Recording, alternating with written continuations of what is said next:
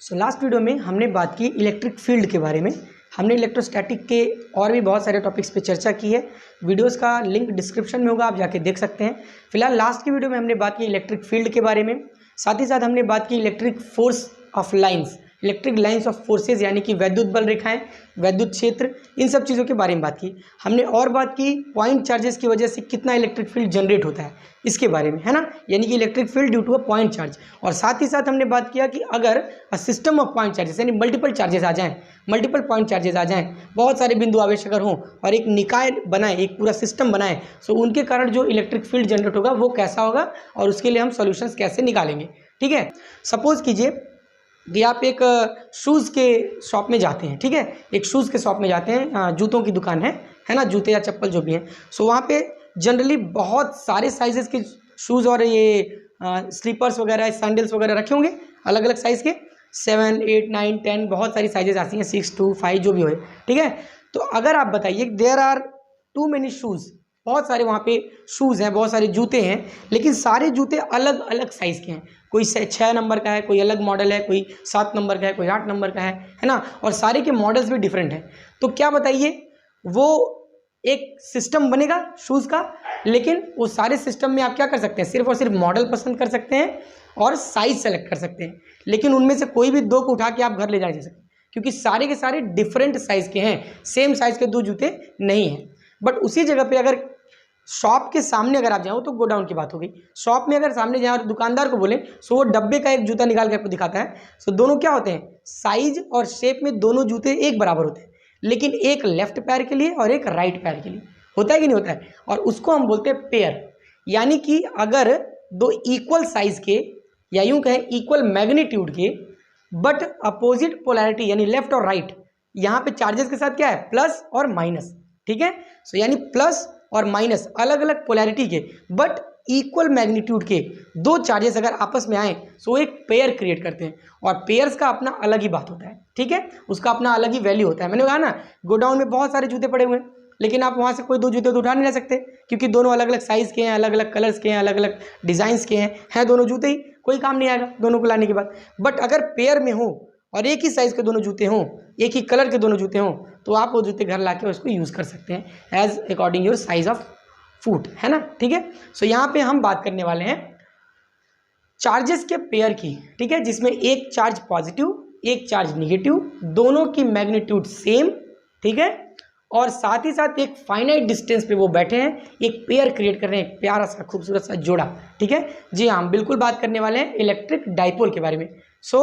मेरा नाम अभिषेक कुमार शर्मा और आप देख रहे हैं मास्टर ऑफ साइंस। हम लोग चल रहे हैं मिशन CUET पे।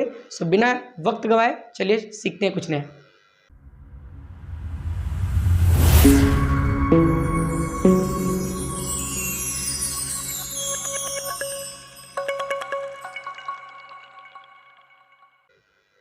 आइए देखते हैं इलेक्ट्रिक डाइपोल की परिभाषा या डेफिनेशन। ठीक है, पहले देखिए इलेक्ट्रिक डाइपोल इंग्लिश के लिए। ठीक है, if 2 charges of equal magnitude but opposite polarity are separated by a finite distance, then this system is called as electric dipole। अगर आप सीधे सीधे वर्ड को भी देखें ना, डाई और पोल, डाई का मैंने मतलब बताया था, ट्राई का मैंने मतलब बताया था 3, मोनो का मतलब 1 और डाई का मतलब होता है 2, डाई का मतलब 2। 2 पोल हो, पोल मीन्स ध्रुव, 2 अलग अलग पोलैरिटी, यानी एक पॉजिटिव हो तो दूसरा निगेटिव, अगर पहला निगेटिव हो तो दूसरा पॉजिटिव, अपोजिट पोलैरिटी वाले 2 चार्जेस जिनकी की मैग्नीट्यूड फाइनाइट हो, मैग्नीट्यूड सेम हो। अगर एक फाइनाइट डिस्टेंस पे, ऐसा नहीं किया कि यहाँ बैठा है कलकत्ता, ऐसा नहीं, दोनों फाइनाइट डिस्टेंस पे हो, फाइनाइट या यूँ कहें बहुत शॉर्ट डिस्टेंस पे हो। ठीक है, ऐसे सिस्टम को हम बोलेंगे इलेक्ट्रिक डाइपोल, क्योंकि ये बनाते हैं एक खूबसूरत सा पेयर, एक बहुत प्यारा सा जोड़ा, और करते हैं कुछ ज़बरदस्त कमाल। ठीक है, हिंदी में अगर हम देखें क्या बोलते हैं, 2 समान परिमाण किंतु विपरीत ध्रुव वाले आवेश यदि निश्चित दूरी पर स्थित हों तो ऐसे निकाय को वैद्युत द्विध्रुव कहा जा सकता है या कहते हैं। ठीक है, 2 अलग अलग आवेश हैं, दोनों का मैग्नीट्यूड मान के चलो, एक 5 कूलम का है तो दूसरा भी 5 कूलम का है, एक पॉजिटिव है एक निगेटिव, यानी एक धन आवेश है एक ऋण आवेश है, दोनों एक निश्चित दूरी पर रखे हुए हैं, फाइनाइट डिस्टेंस पर रखे हुए हैं। ठीक है, ऐसे पूरे सिस्टम को बोलते हैं इलेक्ट्रिक डाइपोल या फिर वैद्युत द्विध्रुव। ठीक है, अगर इनको दिखाना हो तो हम ऐसे दिखा सकते हैं, पॉजिटिव क्यू चार्जेस और इधर निगेटिव क्यू चार्जेस। ठीक है, अगर हम इनके दोनों के बीच का डिस्टेंस को 2L मान लें, क्यों ऐसा कर रहे हैं भाई, क्योंकि हम इसके सेंटर को तब डिफाइन कर पाएंगे कि इन दोनों के बीच की जो दूरी है उसको बीचों बीच सेंटर क्या है। और ऐसा करने से हमको फ़ायदा ये हो जाएगा कि इधर का भी डिस्टेंस L हो जाएगा, इधर का भी डिस्टेंस L हो जाएगा, और टोटल डिस्टेंस 2L करने से एक यूनिक सा सिस्टम बनेगा हमारे पास। ठीक है, समझ रहे कि नहीं समझ रहे। सो इस तरीके से आप एक इलेक्ट्रिक डाइपोल को दिखा सकते हैं, एक पॉजिटिव और एक नेगेटिव चार्ज, दोनों के मैग्नीट्यूड सेम। ठीक है, और साथ ही साथ दोनों क्या है, एक finite distance 2L, L means length बोल सकते हो, Q मीन्स चार्ज बोल सकते हो, है ना। तो एक फाइनाइट डिस्टेंस L पे वो दोनों फिक्स्ड हैं, रखे हुए हैं, स्टैटिक पोजीशन में हैं। सो ऐसे सिस्टम को बोलते हैं इलेक्ट्रिक डाइपोल। आइए देखते हैं इलेक्ट्रिक डाइपोल मोमेंट, वैद्युत द्विध्रुव आघूर्ण या फिर इलेक्ट्रिक डाइपोल मोमेंट क्या होता है।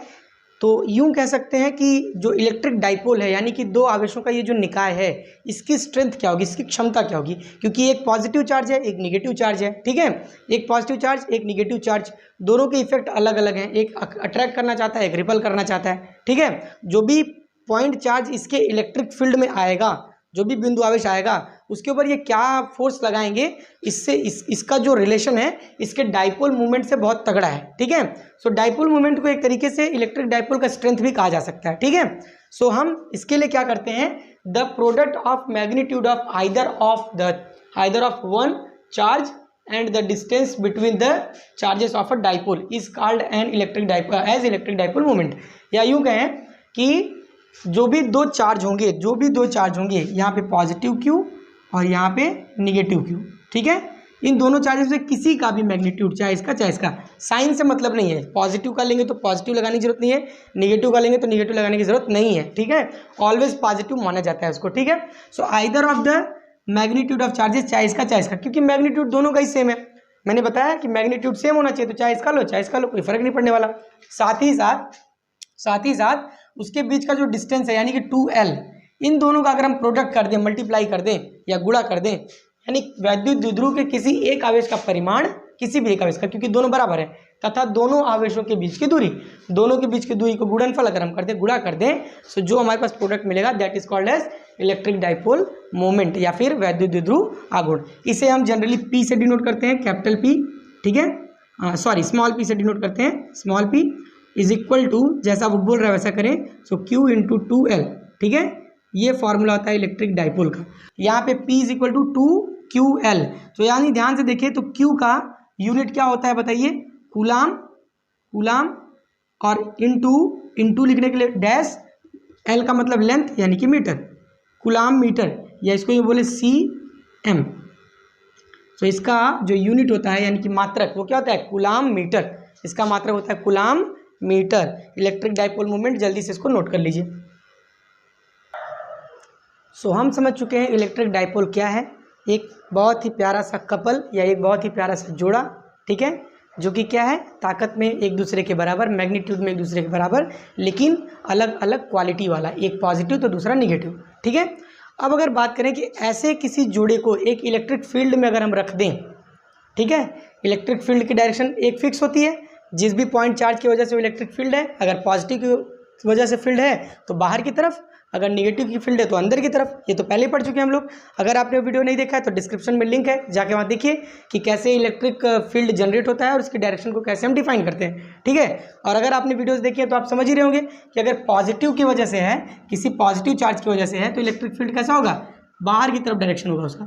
ठीक है, और अगर निगेटिव चार्ज है सो अंदर की तरफ होगा, ये चार्ज के अंदर की तरफ डायरेक्शन होगा। ठीक है, सो अगर किसी ऐसे फील्ड में इलेक्ट्रिक डाइपोल को अगर हम पुट कर दें, ले जाके रख दें किसी भी एंगल पे, कोई भी एंगल पे, जरूरी नहीं है, ऐसे बस ले जाके रख दें। ठीक है, सो क्या होगा, उसके लिए आप सपोज कीजिए, उसके लिए ये चीज़ समझने के लिए आप सपोज कीजिए कि नदी है कोई आपके घर के अगल बगल, ठीक है, और वो ऐसे पानी बह रही है जिसकी डायरेक्शन ये है। ठीक है, इस डायरेक्शन में वो नदी में पानी बह रहा है। ठीक है, अब इसमें कोई एक लकड़ी का टुकड़ा, कोई छोटी सी इतनी बड़ी सी लकड़ी का टुकड़ा 1-1.5 फीट का आपने ऐसे फेंक दिया, ऐसे ऊपर से गिरा दिया।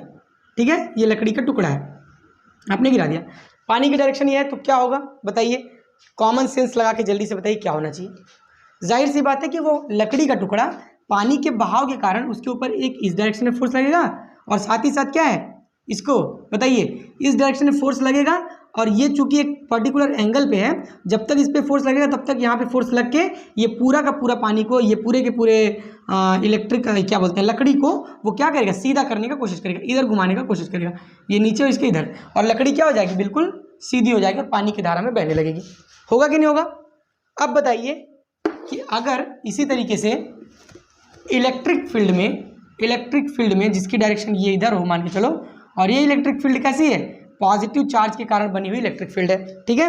अगर इस इलेक्ट्रिक फील्ड में कोई इलेक्ट्रिक डाइपोल हम ला के यहाँ पे प्लेस कर दें, मान के चलो इलेक्ट्रिक फील्ड थोड़ी और बड़ी कर ले भाई, है ना, यहाँ पे अगर हम कोई ऐसे चार्ज, ऐसे कोई एक इलेक्ट्रिक डाइपोल जिसपे कि ये माइनस है और ये प्लस है, ठीक है, ये दोनों को हम पुट कर दें और साथ ही साथ छोड़ दें कोई एंगल पे, ये इसका डायरेक्शन किधर है भाई, फील्ड का डायरेक्शन इधर है, तो फील्ड के साथ वो एंगल सपोज कीजिए थीटा बना रही है, लेंथ इसका क्या है 2l है, ये पहले से पढ़ चुके हैं हम लोग, लेंथ इसका क्या है 2l है, ठीक है। अब बताइए क्या होना चाहिए, चूंकि ये पॉजिटिव चार्ज की वजह से फील्ड है, सो पॉजिटिव चार्ज के ऊपर क्या करेगा, पॉजिटिव चार्ज के ऊपर ये अपोजिट डायरेक्शन में उसको धक्का देने का कोशिश करेगा कि चलो भाई तुम बाहर निकल जाओ, भग जाओ, फील्ड के साथ अपोजिशन में है वो, तो उसको भगा देने की कोशिश करेगा, ये बाहर की तरफ धक्का देने की कोशिश करेगा। बट उसी जगह पे ये दूसरा जो पॉइंट चार्ज है, ये चार्ज कैसा है, निगेटिव नेचर का है ना, ये निगेटिव नेचर का है। सो इस वाले में क्या होगा, इलेक्ट्रिक फील्ड क्या करेगा, चूंकि ये पॉजिटिव चार्ज की वजह से और ये निगेटिव है, तो इसको खींचने की कोशिश, यानी कि इसके ऊपर अपनी तरफ आने के लिए एक फोर्स लगाएगा, एक फोर्स यहाँ लगेगा और एक फोर्स यहाँ लगेगा। सपोज ये F1 है, ये F2 है। सो ध्यान से देखिए, यहाँ पे पेयर ऑफ फोर्सेस लग रहे हैं, दो फोर्सेस, एक जोड़ा के ऊपर दूसरा जोड़ा काम कर रहा है, ठीक है। सो यहाँ पे ऐसे पेयर को ही हम क्या बोलते हैं बताइए, बल युग्म बोलते हैं, बल युग्म, द पेयर ऑफ फोर्सेस। और पेयर ऑफ फोर्सेस हमेशा क्या करते हैं, जिस भी चीज़ के ऊपर काम करते हैं उसको रोटेट करने का प्रयास करते हैं, जिस भी चीज़ के ऊपर काम करते हैं उसको रोटेट करने का प्रयास करते हैं। जैसे सपोज कीजिए कि ये क्या है, स्क्रू है, ठीक है, ये एक स्क्रू है, ठीक है, ये क्या है, एक स्क्रू है, इसमें एक नट है, नट है एक, उसको आपको क्या करना है, कसना है। तो क्या करेंगे आप, एक फोर्स इधर अपनी उंगली से पकड़ के इधर, और दूसरा पैर का फोर्स आपका इधर लगेगा, तभी आप इसको रोटेट कर पाएंगे, घुमा पाएंगे। जैसे ये हमारा जो आपका देखिए कैप को ध्यान से देखिए, इस कैप को अगर रोटेट करना है तो हम अपनी दो उंगली का प्रयोग करते हैं, एक उंगली से तो रोटेट ऐसे करेंगे नहीं, ऐसे करेंगे तो एक तरफ फोर्स लगाएंगे तो बड़ा मुश्किल हो जाएगा, इसको रोटेट करना बहुत कठिन हो जाएगा, इधर भी लगाएंगे तो भी रोटेट करना कठिन होगा। बट अगर हम दो उंगली का प्रयोग करें और एक उंगली से इसको अंदर की तरफ अपने तरफ और दूसरी उंगली से इसको बाहर की तरफ अगर ढकेलें तो ये तुरंत ऐसे रोटेट हो जाएगा, ठीक है।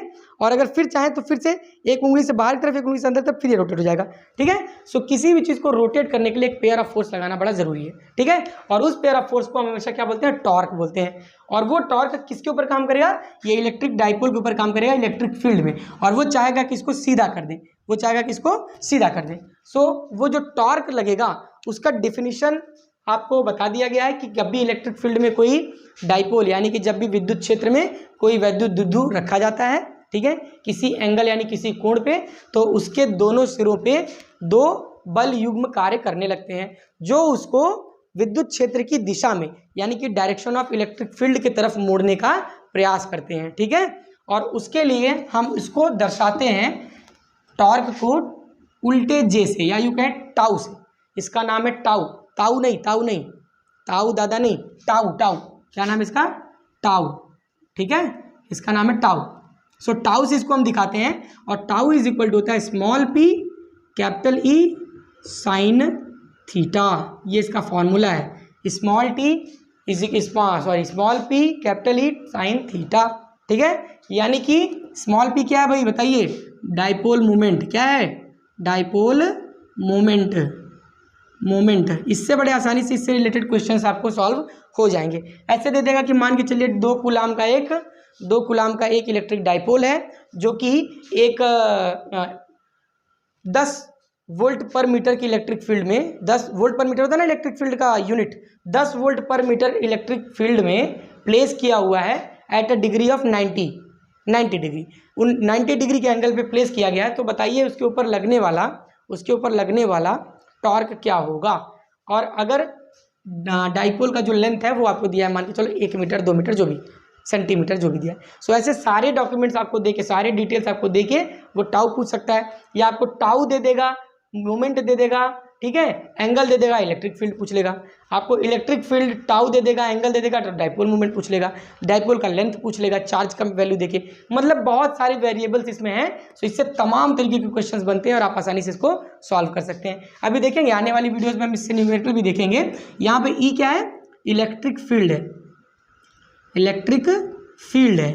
साथ ही साथ ये थीटा क्या है, ये थीटा क्या है भाई, ये थीटा क्या है, थीटा है एंगल बिटवीन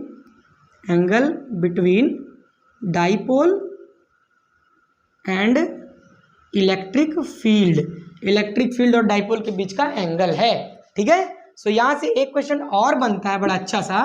सपोज कीजिए कि हमको ये पूरा का पूरा डाइपोल, ये पूरा का पूरा डाइपोल 90 डिग्री घुमाना है। इस समय जहाँ पे है इससे 90 डिग्री जस्ट उल्टा, यानी कि इसको हमको यहाँ लाना है, ठीक है, ये पूरे को घुमा के यहाँ लेके आना है, और ये जो थीटा है ये बन जाएगा 90 डिग्री।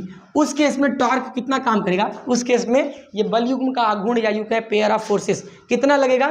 तो सिंपली पुट कीजिए theta is equal to 90 degree, और अगर theta is equal to 90 degree होगा तो साइन थीटा क्या होगा, साइन थीटा क्या होगा भाई बताओ, साइन थीटा क्या होगा, साइन 90 डिग्री यानी कि 1, साइन 90 डिग्री यानी कि 1 होगा। उस केस में टाउ हमेशा PE यानी कि मैक्सिमम होगा। 90 डिग्री घुमाने के लिए 90 डिग्री पे अगर हम रख दें, यानी 90 डिग्री पे ऐसे रख दें सीधा परपेंडिकुलर, इलेक्ट्रिक फील्ड के परपेंडिकुलर अगर हम अपना डाइपोल रख दें परपेंडिकुलर ऐसे, उस समय उसके ऊपर लगने वाला टॉर्क सबसे ज़्यादा होगा। सो ये क्वेश्चन भी पूछा जा सकता है, क्योंकि 5 नंबर का क्वेश्चन है, बड़ा ट्रिकी सा क्वेश्चन है। वो पूछ सकते हैं कि भाई when the torque will be maximum on a electric dipole when it is placed in a electric field, और आपको दे दिया रहेगा at theta is equal to 0 degree, at theta is equal to 90 degree, at theta is equal to 180 degree, और none of the above. कुछ भी लिख सकता है, नन ऑफ द एबव बड़ा कॉमन सा एक देता है, ताकि आप कंफ्यूज हो जाए, आपको लगे कि नहीं इनमें से कोई सही नहीं। बट वहाँ पे आपको कॉन्शियस होना पड़ेगा, आपको ध्यान करना पड़ेगा कि नहीं, theta is equal to 90 degree रखने पे ही साइन थीटा का मान मैक्सिमम यानी कि 1 आता है, और मैक्सिमम वैल्यू पे ही मैक्सिमम होगा, ठीक है। इतनी चीज़ आपको याद रखनी। मिनिमम कब होगा, तो जाहिर सी बात है अगर थीटा इज इक्वल टू 0 रख दें, अगर थीटा इज इक्वल टू 0 रख दें, यानी कि फील्ड के पैरेलल अगर आपका आ जाए, फील्ड के पैरेलल अगर आपका आ जाए डाइपोल, तो क्या इसके ऊपर अब कोई भी फील्ड पे कोई भी फोर्स लगेगा भाई, ये तो खुद ही उसके डायरेक्शन में है। तो जब उसी के डायरेक्शन में है तो न तो इसके ऊपर कोई फोर्स काम कर पाएगा, न तो इसके ऊपर, और जो फोर्स काम करेगा भी वो जो पॉजिटिव फोर्स काम करेगा वो इधर धकेलने की कोशिश करेगा, निगेटिव इधर खींचने का, बैलेंस हो जाएगा, कोई वर्क ही नहीं होगा उसके ऊपर, दोनों फोर्स बैलेंस हो जाएंगे। डायरेक्शन अलग है, और सबसे बड़ी बात की कैसा है बताइए, रेडियली लग रहे हैं, और सेंटर के अलोंग द सेंटर लग रहे हैं, रेडियली दोनों एक दूसरे के विपरीत लग रहे हैं, तो क्या होंगे, खींचते हुए एक दूसरे के बराबर होकर खत्म हो जाएंगे। सो उस केस में थीटा जब 0 होगा तो मिनिमम टाउ लगेगा, टाउ मिनिमम, यानी कि जो इसका बल आघूर्ण होगा मिनिमम साइन 0, और साइन 0 की वैल्यू क्या होती है, 0 होती है। 0 का मल्टीप्लाई P में करें तो 0, उस समय मिनिमम, यानी कि बिल्कुल भी उसके ऊपर पेयर ऑफ फोर्सेस नहीं लगेंगे, टॉर्क नहीं लगेगा, ठीक है। सो ये कॉन्सेप्ट बड़ा मजेदार है। एक क्वेश्चन यहाँ से और बन सकता है, एक क्वेश्चन और बन सकता है, अगर मैं इसको मिटाऊं सो आपको एक क्वेश्चन और बता सकता हूं, ताकि ऐसे क्वेश्चन आए तो आप बिल्कुल भी घबराए ना। कभी कभी ना ये डायरेक्ट P साइन थीटा ना देखे, इसका वेक्टर फॉर्म पूछ लेता है, ठीक है, इसका वेक्टर फॉर्म पूछ लेता है। सो जब भी साइन थीटा आपको दिखे, ठीक है, और ऐसा कोई कॉन्सेप्ट दिखे इसमें मल्टीप्लाई और डिवाइड में कुछ भी नहीं है, तो आप क्या करेंगे, सिंपली साइन थीटा को हटा के इन दोनों के बीच एक क्रॉस मल्टीप्लिकेशन का साइन लगाएंगे और दोनों को बना देंगे वेक्टर।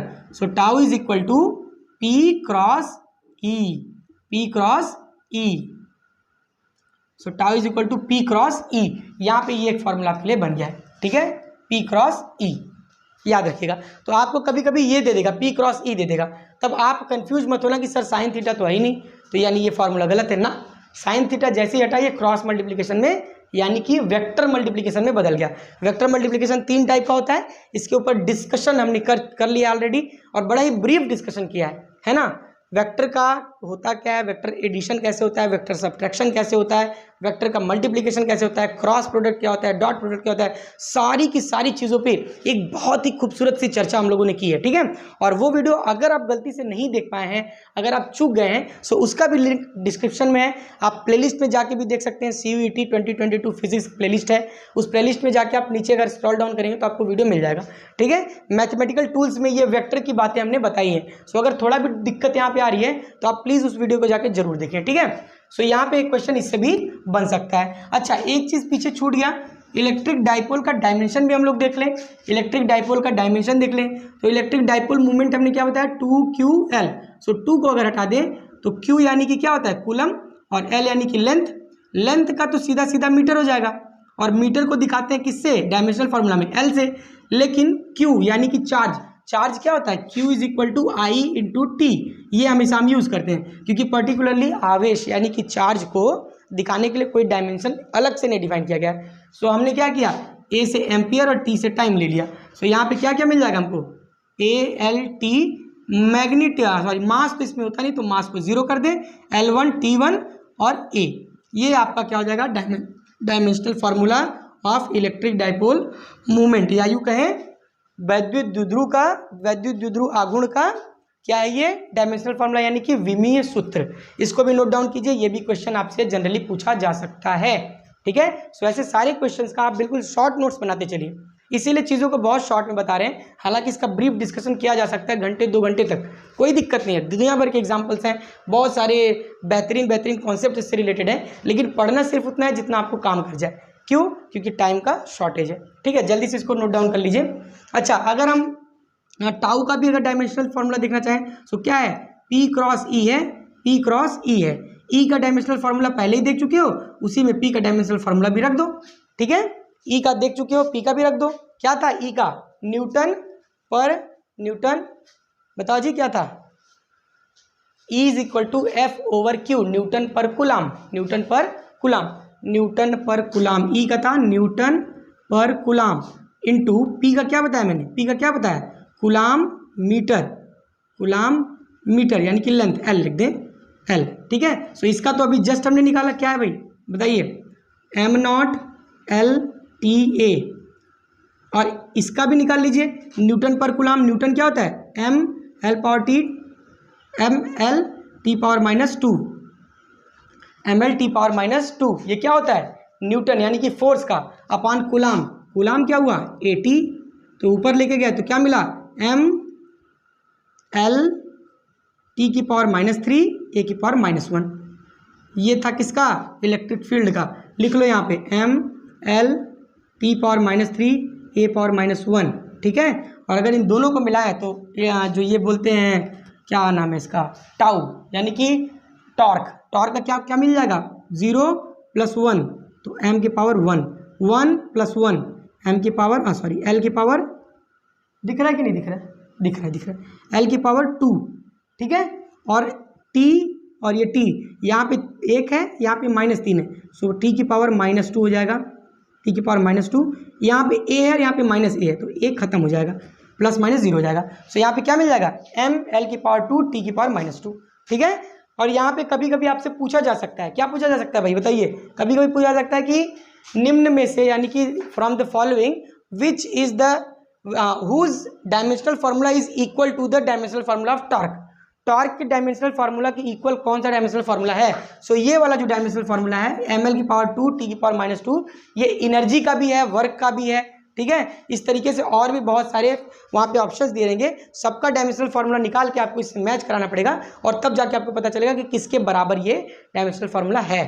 ठीक है, ऐसे क्वेश्चन बहुत बार पूछे गए, सो इस पर प्रैक्टिस बनाइए। अभी हम लोग क्वेश्चन की जब सीरीज लेके आएंगे सो उसमें क्वेश्चन हम लोग इस टाइप के क्वेश्चन जरूर करेंगे। ठीक है, सो जल्दी जल्दी ये छोटे छोटे कॉन्सेप्ट उतार लीजिए, फिर देखते हैं कुछ आगे जी। सो अब बात करें कि अगर हमने अभी बात की कि अगर इलेक्ट्रिक डाइपोल को किसी इलेक्ट्रिक फील्ड में रखें तो फील्ड के कारण उसके ऊपर कितना फोर्स लगेगा, यानी कि जो रोटेट करने की कोशिश करेगा। बट अगर हम खुद रोटेट करना चाहें उसको, सो हमको कितना काम यानी कितना मेहनत करना पड़ेगा। अगर सपोज कीजिए कि इलेक्ट्रिक फील्ड का स्ट्रेंथ बहुत ज़्यादा नहीं है, ठीक है, या यूँ कहें कि इलेक्ट्रिक फील्ड का स्ट्रेंथ तो बहुत ज़्यादा है बट जो चार्जेस हैं डाइपोल के वो बड़े कम हैं, सो उसके ऊपर फोर्स ज़्यादा लग नहीं पाएगा। ठीक है, फोर्स ज़्यादा नहीं लगेगा तो घूमेंगे नहीं, तो घुमाने के लिए जो मेहनत हमें करनी पड़ेगी वो कितना होगा, साथ ही साथ उससे जनरेट होने वाली पोटेंशियल एनर्जी यानी कि स्थितिज ऊर्जा के बारे में भी बात की जाए। ठीक है, सो अगर मान के चलिए ये कोई इलेक्ट्रिक फील्ड है, ये कोई इलेक्ट्रिक फील्ड है, ठीक है, सेम सिनेरियो है, इसमें कोई थीटा एंगल पे ये डाइपोल आपका है। ठीक है, ये पॉजिटिव और ये माइनस क्यू चार्ज। ठीक है, 2L यहाँ पे फिर से सेम है, और साथ ही साथ ये जो एंगल था ये थीटा है, ये सेम बातें हैं, वही चीज़। अब हमको इसको रोटेट करना है, इसको रोटेट करने के लिए क्या लगाना पड़ेगा, हमको वर्क लगाना पड़ेगा, वर्क करना पड़ेगा। ठीक है, सो वो जो वर्क का फॉर्मूला है, जितना वर्क आपको करना पड़ेगा वो क्या होगा, PE1 माइनस कॉस थीटा। हम इसका डेरिवेशन नहीं कर रहे हैं क्योंकि आवश्यकता नहीं है, चीज़ें आपने पहले से पढ़ रखी हैं 12th के सिलेबस में, NCERT की बुक में। ठीक है, सारी चीज़ों का डेरिवेशन आपने अच्छे से पढ़ रखा है। हम यहाँ पे सिर्फ ये बताने की कोशिश कर रहे हैं कि कौन से पार्ट से क्या क्वेश्चन किस तरीके से पूछा जा सकता है। ठीक है, और जितना शॉर्ट नोट्स बना के आप रिविजन कर ले जाएं उतना आपके लिए बेटर होने वाला है। ठीक है, सो यहाँ पे W यानी कि work done to rotate electric dipole in any uniform electric field with angle theta is W is equal to PE1 minus cos theta। W is equal to PE1 minus cos theta। यहाँ पे यही जो W है यानी कि यही जो work done है, जब जैसे कि बंदूक है ना, पिस्टल में जो आप ट्रिगर को पीछे किया, सॉरी वो जो आप पीछे रहता है क्या बोलते हैं उसको, पीछे खींचते हैं। ठीक है, सो जितना फोर्स आप लगा पीछे खींचते हैं उतनी एनर्जी उसमें स्टोर हो जाती है। दूसरा एग्जांपल लें तीर और धनुष का, तो धनुष में तीर लगा के जब आप पीछे खींचते हैं तो आप पीछे खींचने के लिए कुछ वर्क करते हैं। ठीक है, क्योंकि फोर्स जो खींचने में लग रहा है और साथ ही साथ डिस्प्लेसमेंट, उस तीर का डिस्प्लेसमेंट हो रहा है, that is completely work. Force into displacement is work. तो वर्क जो आप कर रहे हैं वही उस वायर, उस तार में, वो जो तार खींचा हुआ तार है उसमें पोटेंशियल एनर्जी के रूप में स्टोर होता है। तो जैसे आप इसको छोड़ते हैं तो खींचते वक्त तो आपको मेहनत करना पड़ा, पर छोड़ने के बाद आपको कोई भी मेहनत नहीं करना पड़ा। जितने मेहनत से आपने पीछे खींचा था उतने ही मेहनत से उसको आगे धकेल देगा। ठीक है, क्योंकि पीछे खींचा था तो आपको सपोर्ट था, ये जो वायर था इसने रोक रखा था, बट जब आपने आगे छोड़ा तो ये वायर ने सपोर्ट छोड़ दिया और वो तीर काफ़ी दूर जाके गिरी। ठीक है, सो यानी कि कहीं भी अगर वर्क किया जाए, ठीक है, सो वो किस में, पोटेंशियल एनर्जी में चेंज हो जाती है। सो अगर हम इसको वर्क न लिख के पोटेंशियल एनर्जी यू लिखें तो भी यहाँ पे कोई प्रॉब्लम होने वाली नहीं है। 1 is equal to cos theta, PE1 minus cos theta. ये दोनों, चाहे वर्क पूछे चाहे आपसे क्या पूछे, स्थितिज ऊर्जा यानी कि potential energy to rotate a dipole. ठीक है, यहाँ से भी क्वेश्चंस कैसे उठ सकते हैं, आपको डाइपोल मूवमेंट मिल जाए, इलेक्ट्रिक फील्ड मिल जाए, कितने एंगल से रोटेट करना मिल जाए, तो वर्क बताइए, पोटेंशियल एनर्जी बताइए। पोटेंशियल एनर्जी मिल जाए, डाइपोल मूवमेंट मिल जाए, इलेक्ट्रिक फील्ड मिल जाए, तो पूछेगा कितना रोटेट हो जाएगा, वो भी बता सकते हैं। एंगल आपको एंगल दे दे, इलेक्ट्रिक फील्ड दे दे, पोटेंशियल एनर्जी दे दे, तो आप क्या बता सकते हैं, डाइपोल मूवमेंट यानी चार्ज का मैग्नीट्यूड बता सकते हैं, डाइपोल की लेंथ बता सकते हैं। तमाम तरीके के क्वेश्चन आपसे इससे पूछा जा सकता है। साथ ही साथ एक कॉमन क्वेश्चन फिर से वही कि कब मैक्सिमम वर्क करना पड़ेगा, कितना एंगल घुमाने के लिए और कितना एंगल घुमाने के लिए मिनिमम वर्क। अगर यहाँ पे इस वाले में हम u is equal to open कर दें, PE1 में मल्टीप्लाई करने पे माइनस PE कॉस थीटा। अब कॉस थीटा की वैल्यू मैक्सिमम कब होती है, जब एंगल जीरो हो, जब एंगल जीरो। अब देखिए यहाँ पे बड़ा अंतर है, जब हमने पढ़ा था टाउ तो हमने कहा था PE साइन थीटा कहा था, PE साइन थीटा, और ये वाला जो थीटा था वो यहाँ का एंगल था, यहाँ का इलेक्ट्रिक फील्ड और डाइपोल के बीच का। जबकि यहाँ पे जो थीटा लिखा हुआ है वर्क वाले में, ये थीटा क्या है, जितने एंगल से आपको घुमाना है, जितने एंगल पे रखा है वो वाला नहीं, याद रखिए जिस एंगल पे ये डाइपोल रखा हुआ है उससे मतलब नहीं है, आपको इसको कितना घुमाना है, क्या आप 40 डिग्री घुमाना है, 20 डिग्री घुमाना है, कितना डिग्री घुमाना है, दैट इज द पॉइंट। सो यहाँ पे थीटा का मतलब कुछ अलग है। सो अगर आपको theta is equal to 0 degree रखना पड़े, ठीक है, theta is equal to 0 degree रखना पड़े तो क्या होगा बताइए, थीटा 0 होगा तो कॉस थीटा 1 होगा, थीटा 0 होगा तो कॉस थीटा 1 होगा। और इस केस में अगर यहाँ पे आप पुट करें तो u is equal to PE minus PE that is 0, PE minus PE that is 0, क्योंकि cos theta is equal to 1 हो गया, कॉस 0 इज इक्वल टू 1।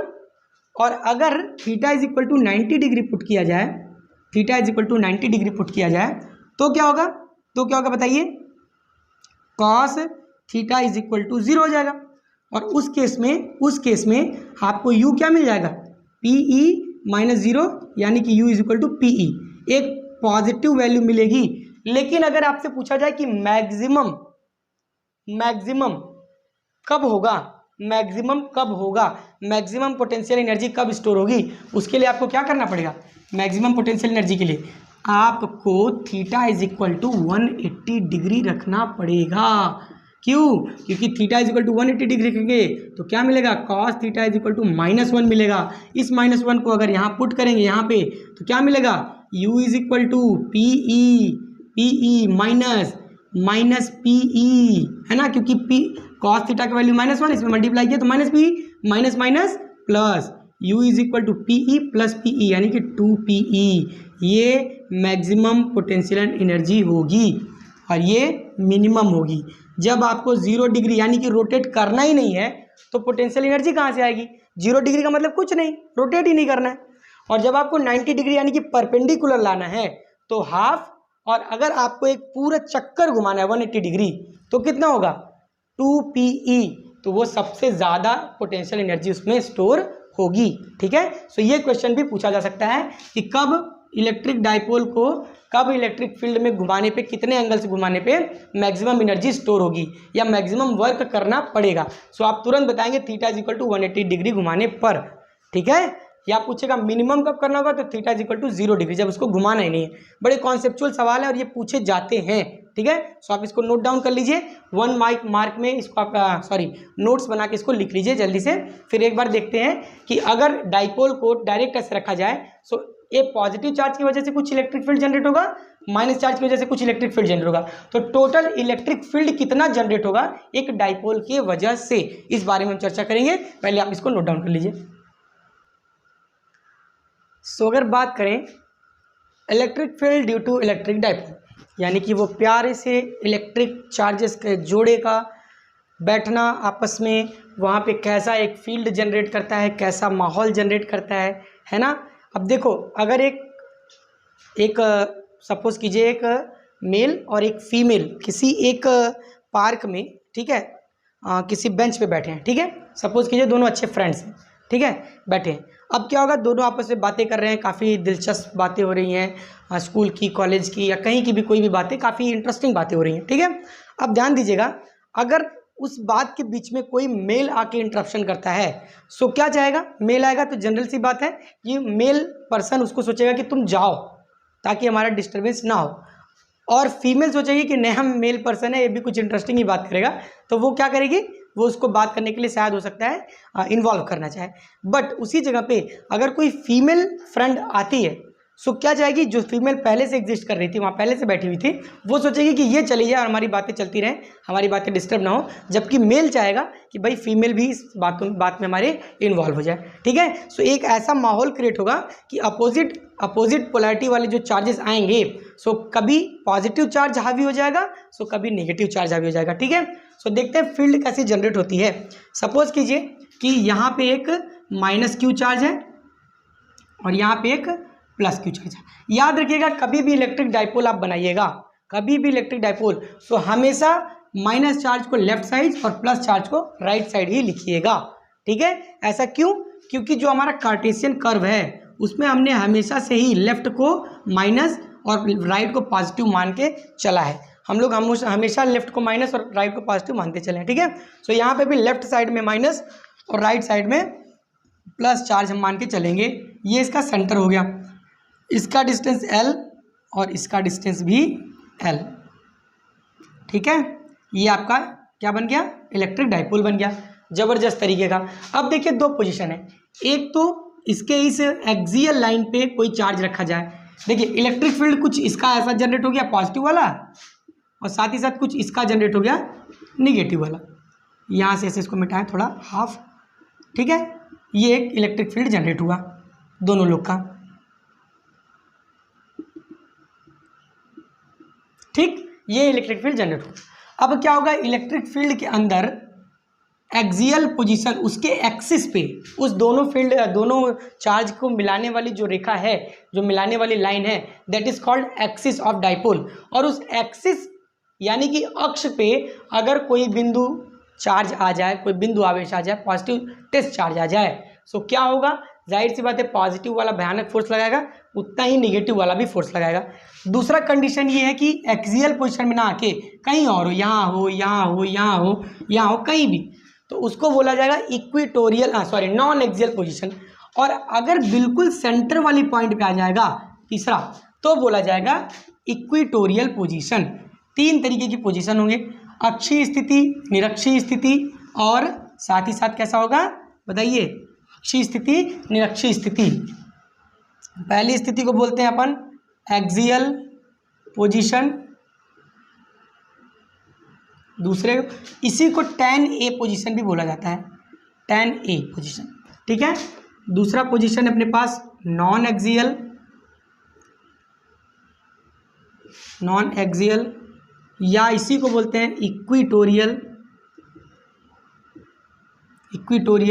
इसी को tan B पोजीशन भी बोलते हैं, tan A और tan B पोजीशन, ठीक है।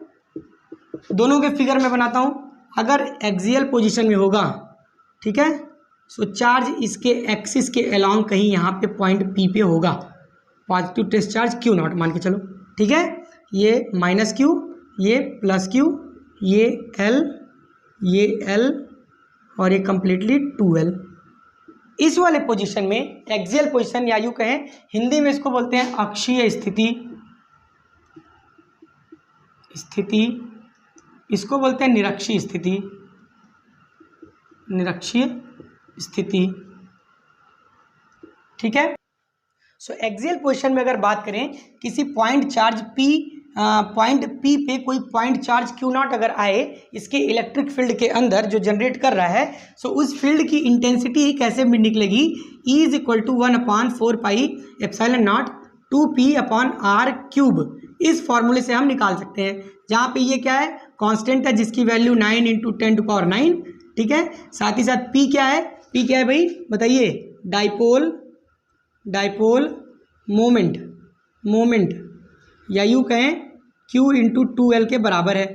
R क्या है भाई, इसके सेंटर से इस पॉइंट का डिस्टेंस, किसके सेंटर से, डाइपोल के एक्सिस के सेंटर से पॉइंट P का डिस्टेंस जहाँ पे चार्ज रखा हुआ है, टेस्ट चार्ज, उसको हम बोलते हैं R, और वो क्या है, R इज डिस्टेंस, ठीक है। उतार लीजिए इसको। साथ ही साथ दूसरा पोजीशन tan B पोजीशन है, ठीक है, जिसमें कि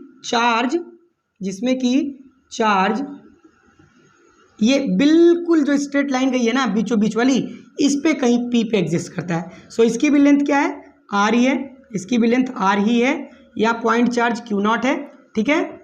इसके ऊपर ये फोर्स इधर से लगेगा, ये फोर्स इधर से लगेगा, ठीक है। सो सारा डेरिवेशन मैं नहीं करना चाहता हूँ क्योंकि वो यूज़फुल आपके लिए नहीं होने वाला है। यूज़फुल सिर्फ ये फॉर्मूला और साथ साथ इसके साथ आने वाले जो ट्रिकी क्वेश्चंस और न्यूमेरिकल क्वेश्चंस है वो है, ठीक है। सो इसके लिए भी लिख देते हैं, यहाँ पे मैं बोलूँ तो E एक्सियल बोल देता हूँ, ठीक है, E एक्सियल, और इसको बोलता हूँ E इक्वेटोरियल, ठीक है। समझ जाइएगा, इक्वी लिख दिया तो समझ जाइएगा। ये कितना होता है, 1/4πε0, यहाँ 2p था, यहाँ सिर्फ p होगा /r³, ठीक है। यहाँ पे भी p, r और e सेम चीज़ें हैं, सारी चीज़ें सेम है, ठीक है। सो अगर इस चीज़ को देखें ध्यान से तो हम क्या कह सकते हैं भाई बताइए, इन दोनों चीज़ों को अगर हम देखें गौर से तो हम क्या कह सकते हैं, इक्वेटोरियल वाला जो है इसमें सिर्फ 2 नहीं है, और जो एक्सियल वाला है इसमें 2 है, ठीक है। सो ध्यान से अगर हम देखें, अगर इस वाले में से इस 2 को यहाँ से हटा के यहाँ लिख दें तो ये इतना पूरा जो है ये किसके बराबर है, इक्वेटोरियल के। तो हम कह सकते हैं E axial equal to 2 of E equatorial, ये चीज़ बोला जा सकता है, या 2 equatorial E equatorial is equal to half of E axial. कभी कभी आपको एक्सियल पोजीशन में इलेक्ट्रिक फील्ड दे देगा और बहुत सारे डाटा दे के आपको पूछेगा कि बताइए नॉन एक्सियल पोजीशन या फिर इक्वेटोरियल पोजीशन में इलेक्ट्रिक फील्ड क्या होगा। तो कैलकुलेशन करते मत बैठ जाइएगा, क्योंकि टाइम बहुत ही ज़्यादा इंपॉर्टेंट है। ठीक है, टाइम क्या है, आपका वहाँ पे असेट है। टाइम ही आपके पास पूरी पूंजी है जिसको आपको वहाँ पे बहुत सोच समझ के खर्च करना है। सो उस समय क्या करना, जस्ट आप एक्सियल पोजीशन वाले का हाफ कर देना तुरंत, और आपको आंसर मिल जाएगा। ठीक है, सो होपफुली आज का ये जो चर्चा हुआ है, जो भी आप आज हमने सीखा है, आपको अच्छे से समझ में आया होगा। अगर आपने ये पूरा वीडियो देखा है उसके लिए मैं आपका तहे दिल से शुक्रिया करता हूँ, बहुत बहुत धन्यवाद बोलता हूँ। हो सके तो इस वीडियो को ज़्यादा से ज़्यादा लोगों तक सब्सक्राइब कीजिए। जो भी लोग कोचिंग के चक्कर में या जो भी लोग क्लासेस के चक्कर में परेशान हैं, जिनको नहीं मिल रही है, ऐसे नीडी स्टूडेंट्स के साथ अगर आप ये शेयर करेंगे तो उनके लिए बड़ा बेनिफिशियल होगा। साथ ही साथ मेरे साथ भी आप न्याय करेंगे, मेरे साथ भी आप कुछ हेल्प कर पाएंगे। ठीक है, सो इस वीडियो को ज़्यादा से ज़्यादा शेयर कीजिए। यहाँ तक वीडियो देखने के लिए आपका बहुत बहुत धन्यवाद। जो वीडियोज़ में कुछ टॉपिक्स नहीं पढ़ पाए आप, डिस्क्रिप्शन में उसके लिंक है। कमेंट सेक्शन में अगर आपको कोई डाउट रखता है तो आप बताइए। टेलीग्राम के चैनल का भी लिंक नीचे दिया गया है, उसको भी जाके आप फॉलो कीजिए। वहाँ से टेलीग्राम पे इससे रिलेटेड काफ़ी सारे नोटिफिकेशंस, साथ ही साथ काफ़ी सारे पीडीएफ्स, ये सारी चीज़ें पीडीएफ में बना के वहाँ पे देने की कोशिश रहती है। आप कमेंट में, अगर आप वीडियो देखते हैं आपको पसंद आता है तो लाइक कीजिए, और साथ ही साथ कमेंट में ज़रूर लिखिए कि वीडियो आपको कैसा लगा, क्या चीज़ें आपको समझ नहीं आई, क्या चीज़ें आपको समझ में आई। ठीक है, ज़रूर ज़रूर कमेंट कीजिएगा। और यहाँ तक वीडियो देखने के लिए एक बार अंतिम बार फिर से आपका बहुत बहुत धन्यवाद। सीखते रहिए, सिखाते रहिए, पढ़ते रहिए, पढ़ाते रहिए। जय हिंद।